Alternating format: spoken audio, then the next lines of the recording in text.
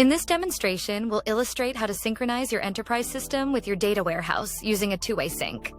For this tutorial, we'll synchronize Zendesk with Snowflake. Let's begin by creating a new sync. We'll select our apps for this demo. We've already created a Zendesk connection ahead of this demo. You can refer to our tutorials on YouTube to understand how to create a Zendesk and a Snowflake connection. Stacksync automatically discovers the schema of your apps and lists all the available tables. Stacksync can synchronize your table in one-way sync, the other way or two-way sync.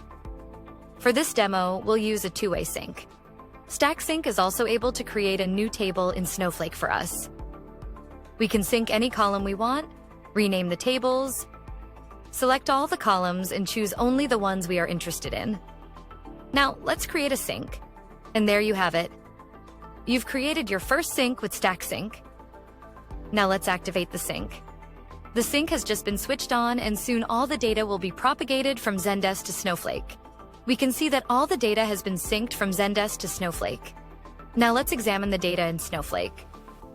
We can see all the ticket comments available in Zendesk.